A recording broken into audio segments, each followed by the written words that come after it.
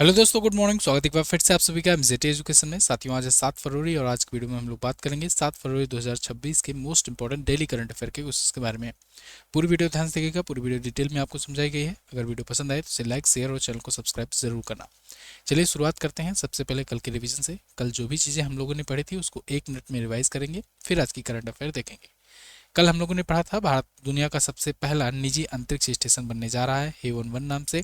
ये 2027 तक लॉन्च होगा और इसे स्पेस एक्स की मदद से लॉन्च किया जा रहा है। 800 बिलियन डॉलर की संपत्ति के को पार करने वाले दुनिया के इकलौते और पहले व्यक्ति बन गए एलन मस्क, जो कि स्पेस एक्स के ही मालिक हैं। भारत की पहली एलएनजी चालित यात्री ट्रेन ये शुरू की गई अहमदाबाद में। और सह ब्रांडेड रुपए क्रेडिट कार्ड लॉन्च करने वाला भारत का पहला क्षेत्रीय ग्रामीण बैंक बन गया है त्रिपुरा ग्रामीण बैंक। डीआरडीओ ने 3 फरवरी को उड़ीसा के चांदीपुर तट से सॉलिड फ्यूल डक्टेड रैमजेट प्रणाली का परीक्षण किया है। और आंध्र प्रदेश के राज्य के मुख्यमंत्री ने छोटे व्यवसायों के लिए पिल्लो एआई नामक voice based billing app launch किया। नवीन कुंडू ने पुस्तक लिखी है रिक्लेमिंग इनक्रेडिबल, जो कि पर्यटन क्षेत्र को बढ़ावा देने के लिए इसमें विजन शो किया गया है। वर्ष 2026 में छठा national crop nutrition summit Mumbai में आयोजित हुआ। थीम थी कॉन्वेर्ज, कोलैबोरेट एंड को क्रिएट। और पारादीप बंदरगाह प्राधिकरण को स्वच्छता पखवाड़ा पुरस्कार 2025 से सम्मानित किया गया है। इसमें पहला पुरस्कार ये जीता है। प्रो रेसलिंग लीग इस बार का हरियाणा थंडर्स ने जीत लिया है दिल्ली दबंग को हरा करके। ये टॉप 10 करंट अफेयर के क्वेश्चन थे कल की वीडियो से, जिनका आपने किया रिवीजन।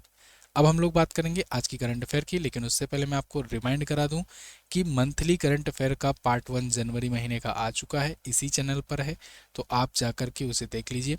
या फिर यहाँ पर मैं कार्ड भी छोड़ दूंगा, ऊपर बनकर आ रहा होगा, इसको आप क्लिक करके देख सकते हैं। और वीकली करंट अफेयर जो है इसको भी आप जाकर देख सकते हैं, प्लेलिस्ट बनी हुई है इसी नए चैनल पर। अब से करंट अफेयर का जो भी कंटेंट होगा वो एमजेटी करंट अफेयर नाम के जो चैनल है, नया चैनल है, इसी पर आएगा, तो इसलिए इस नए चैनल को आप सब्सक्राइब जरूर कीजिए। तो इसकी क्विज पीडीएफ आपको एमजेटी ऐप पर मिल जाएगी सब चीज़ों की, और टेलीग्राम पर भी मिल जाएगी, आप वहाँ से डाउनलोड कर सकते हैं। अब देखते हैं आज का पहला क्वेश्चन। पहला क्वेश्चन है विश्व अंतर धार्मिक सद्भाव सप्ताह सप्ताह ये कब मनाया गया?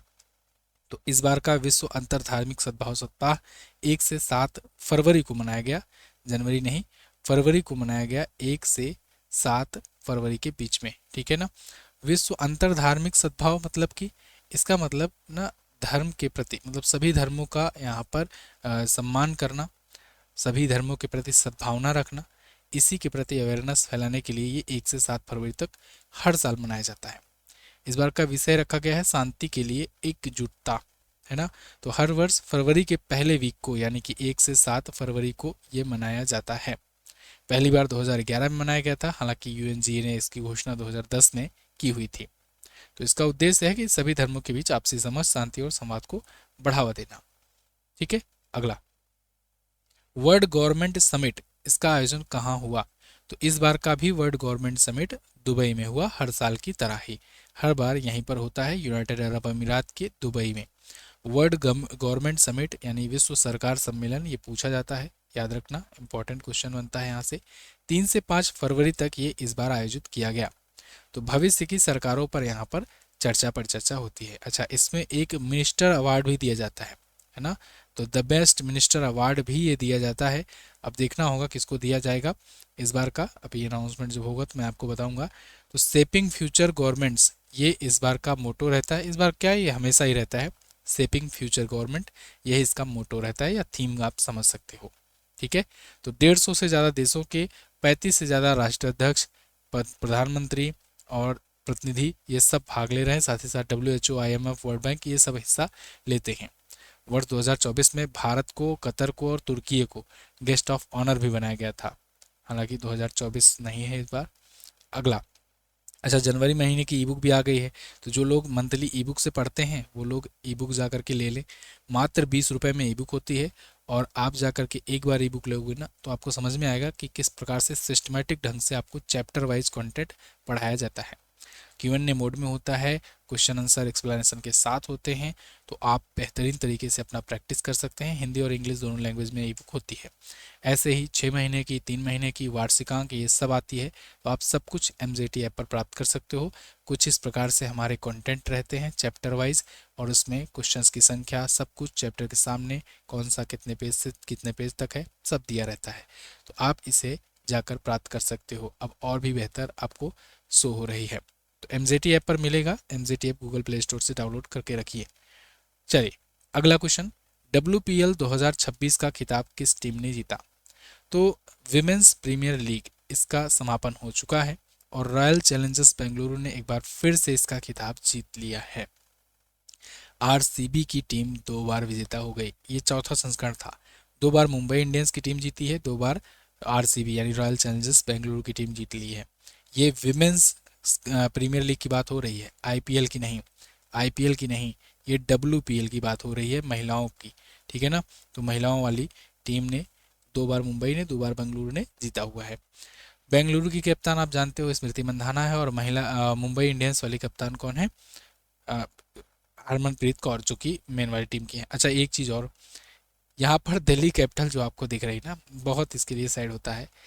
4 बार ये फाइनल पहुंची, 4 ही संस्करण हुए हैं WPL के, 4 बार फाइनल पहुंची है दिल्ली, और 4 की चारों बार फाइनल में जाकर हारी है।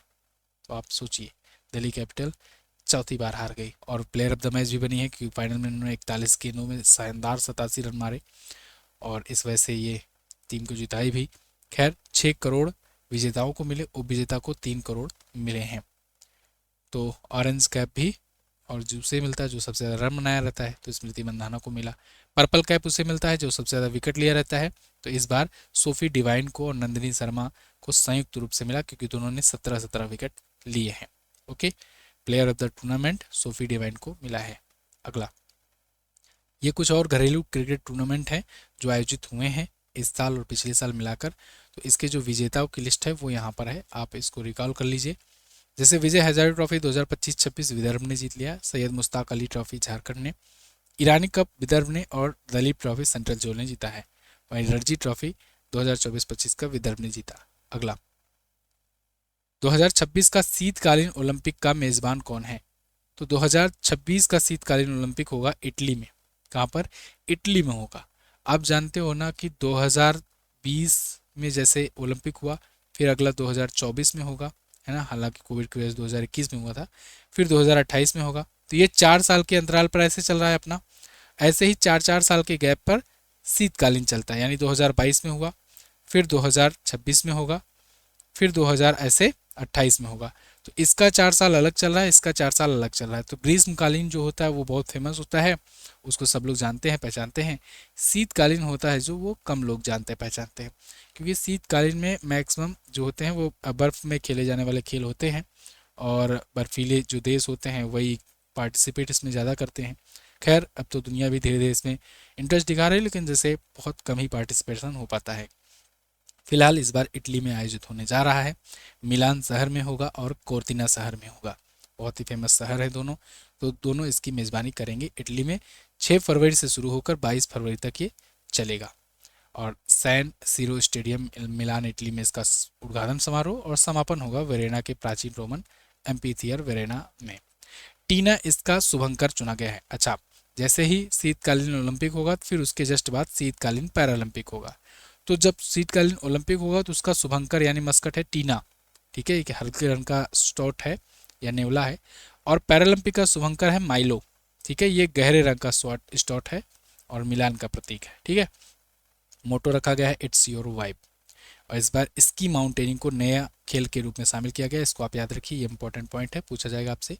ये ओलंपिक से संबंधित महत्वपूर्ण फैक्ट हैं जो ऐतिहासिक रूप से हैं, स्टैटिक रूप से हैं, उसको आपको याद रखना है। प्राचीन ओलंपिक पूछा जाएगा तो 776 ईसा पूर्व में शुरू हुआ था, और ये ओलंपिया ग्रीस में हुआ था शुरू। इसके बाद आधुनिक ओलंपिक की शुरुआत 1896 में पियरे डी कोबार्टिन ने की थी। 1894 में इससे पहले IOC इंटरनेशनल ओलंपिक कमेटी की स्थापना हुई थी, फिर उसी ने 2 साल बाद 1896 में इसका सक्सेसफुली आयोजन कराया। भारत 1900 वाले ओलंपिक से, यानी अगले दूसरे वाले नंबर वाले ओलंपिक से शामिल होना शुरू हुआ, तब हालांकि ब्रिटिश भारत था। खैर इसमें 5 रिंग जो होते हैं ये 5 महाद्वीपों को शो करते हैं, इसको याद रखना। ये 5 महाद्वीप कौन से, जहां पर आबादी रहती है ना, अंटार्कटिका वगैरह नहीं। अगला, भारत का पहला सहकारी राइड हेलिंग प्लेटफॉर्म कौन सा है, जिसे गृह मंत्री अमित शाह जी ने लॉन्च किया। तो इंडिया का पहला सहकारी राइड हेलिंग प्लेटफॉर्म अभी सहकार कैब्स के नाम से लॉन्च हुई है। देखिए अभी कुछ दिन पहले ही भारत टैक्सी भी लॉन्च हुई है, ये भी गवर्नमेंटेड है, ठीक है, गवर्नमेंट के थ्रू लॉन्च किया गया, दिल्ली एनसीआर वगैरह के कुछ क्षेत्रों में। ऐसे ही सहकार कैब्स अभी लॉन्च किया गया है, ये भी ऐसे ही कुछ ही जगहों पर अभी पायलट प्रोजेक्ट के रूप में चल रहा है। तो जैसे दिल्ली एनसीआर हो गया, गुजरात के कुछ शहर हो गए, वहाँ पर ये अभी चल रहा है।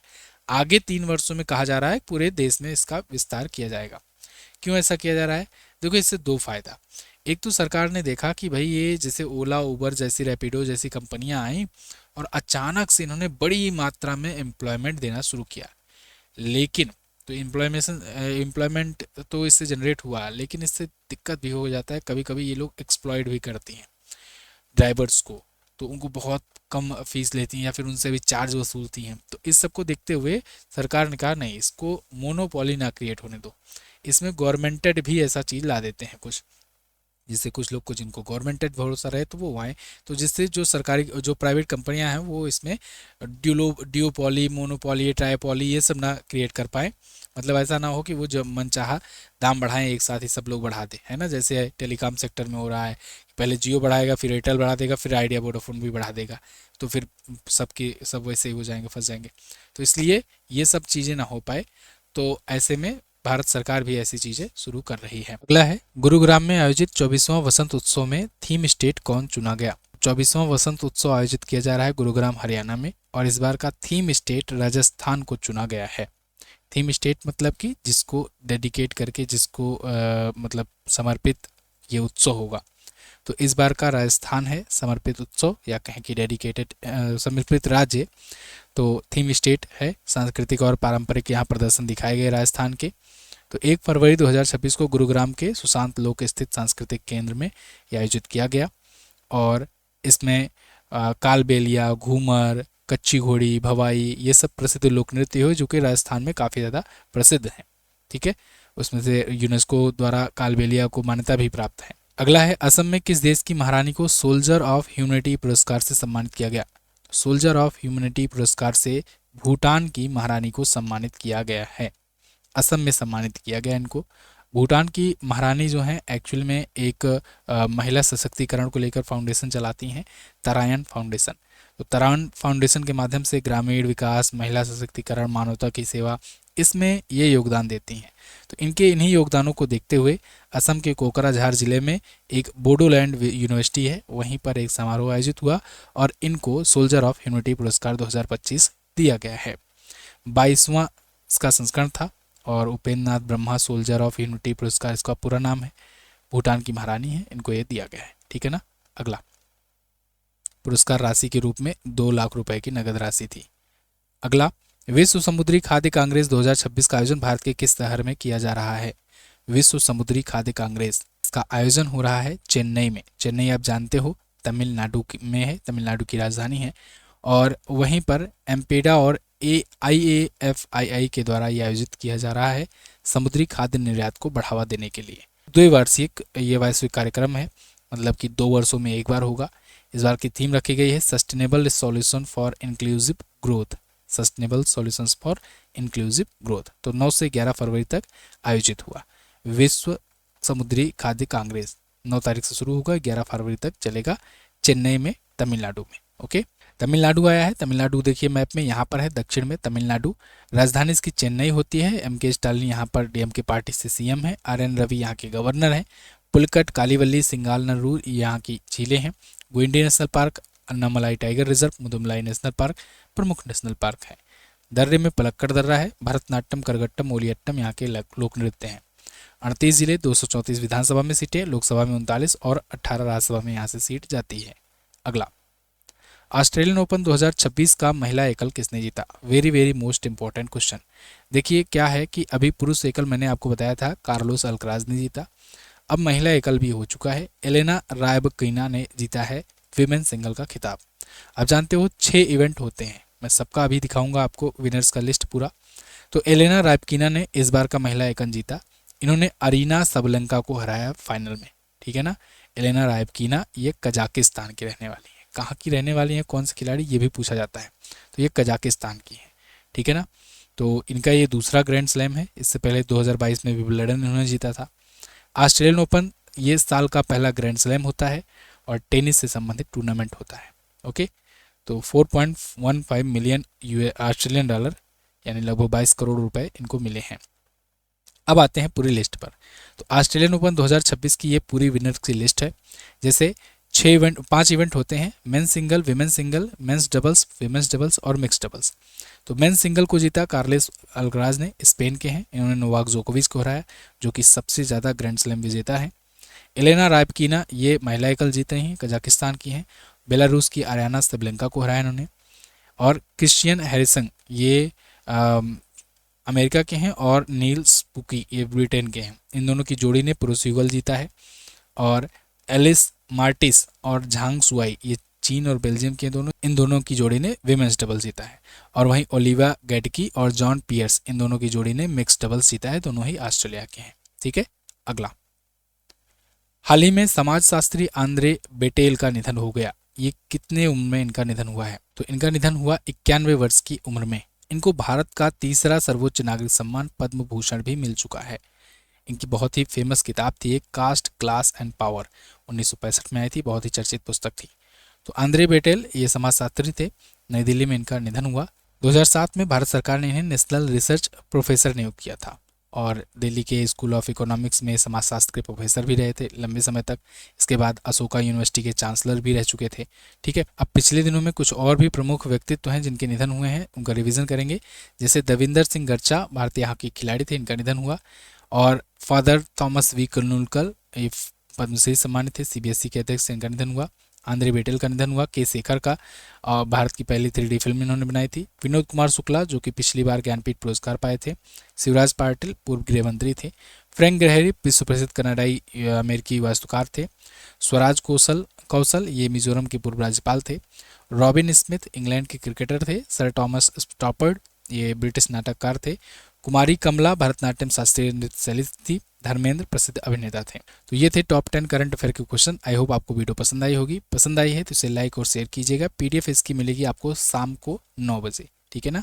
9 बजे रात को आप इसे डाउनलोड कर सकते हो टेलीग्राम चैनल से।